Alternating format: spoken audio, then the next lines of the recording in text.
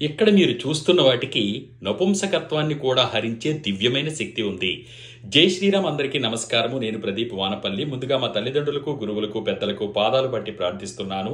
ఏనుగు పల్లేరుకాయలను వినియోగించి నపుంసకత్వాన్ని దూరం చేసుకుని శృంగార సామర్థ్యాన్ని పెంచుకునే దివ్యమైన ఔషధాన్ని ఏ విధంగా తయారు చేసుకోవాలో ఇప్పుడు చెప్తాను. చక్కగా ఈ రీల్ ని సేవ్ చేసుకోండి. అనుమానం వస్తే ఏ విధంగా చెయ్యాలి అని మళ్ళీ చూసుకోండి. ఏనుగు పల్లేరుకాయలు అని మీకు బజార్లో ఆయుర్వేద మూలికలు అమ్మే ప్రదేశాల్లో దొరుకుతాయి. లేదంటే అవి దొరకకపోతే పల్లేరుకాయలనైనా తీసుకుని వచ్చి వేయించి దంచి పొడి చేసి పెట్టుకోండి. లేదంటే పల్లేరుకాయల చూర్ణం కూడా మీకు ఆయుర్వేద మూలికలు అమ్మే ప్రదేశాల్లో దొరుకుతుంది. గోక్షూర అని అంటారు. మరి ఇవి తీసుకుని సిద్ధం చేసుకోండి. అలాగే నల్ల నువ్వులు ఎలాగూ మీ ఇంట్లో ఉంటాయి. లేదంటే తీసుకుని వచ్చి దంచి పొడి చేసి సిద్ధం చేసుకోండి. అంతే. ఈ రెండింటిని వినియోగిస్తే సరిపోతుంది. వీటితో పాటు వెన్న తీయని స్వచ్ఛమైన నాటు ఆవు పాలు కూడా కావాలి. 1 లీటరు నాటు ఆవు పాలలో 10 గ్రాముల ఏనుగు పల్లేరుకాయల చూర్ణాన్ని వేయండి. అలాగే 10 గ్రాముల నల్ల నువ్వుల చూర్ణాన్ని వేయండి. వేసి చిన్న మంట పెట్టి దీనిపైన బాగా ఉడికించాలి.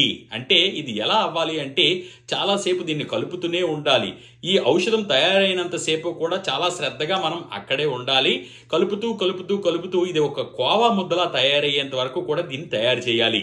బాగా కలిపి తయారు చేసిన తర్వాత ఈ కోవా ముద్ద సిద్ధమైన తర్వాత దీనిని ప్రతిరోజు కూడా ఉదయం పూట ఒక 10 గ్రాముల చెప్పున ఈ మోతాదున ఈ కోవా ముద్దంతా తీసుకొని తింటూ ఉండండి. ఇలా 40 రోజులు చేయడంతోనే మీ నపుంసకత్వం హరిస్తుంది. పురుషులలో దివ్యమైనటువంటి శక్తి పెరగడాన్ని కూడా మీరు గమనిస్తారు. ఎంతో దివ్యమైన అద్భుతమైన ఔషధం ఇది. తప్పకుండా మీరు ఇంట్లో ప్రయత్నించి తయారు చేసుకోండి. కష్టపడి వస్తువులు తెచ్చుకొని తయారు చేసుకుంటే మహా అద్భుతంగా పనిచేస్తాయి. మరి ఈ దివ్యమైన ఔషధాన్ని వాడుతూ మానసిక ఒత్తిడిని తగ్గించుకోండి. సాధ్యమైనంత వరకు ధ్యానం చేయడానికి ప్రయత్నించండి. శృంగార సమస్యలతో బాధపడేవారు ఎక్కువగా మానసికంగా కృంగిపోతారు. ముందుగా మీరు ధైర్యంగా ఉండండి. ప్రతి పురుషుడికి కూడా దివ్యమైనటువంటి శక్తిని ఆ భగవంతుడే ప్రసాదిస్తాడు. సర్వే జనా సుఖినో భవంతు. సర్వే సుజనా సుఖినో భవంతు. ధన్యవాదాలు.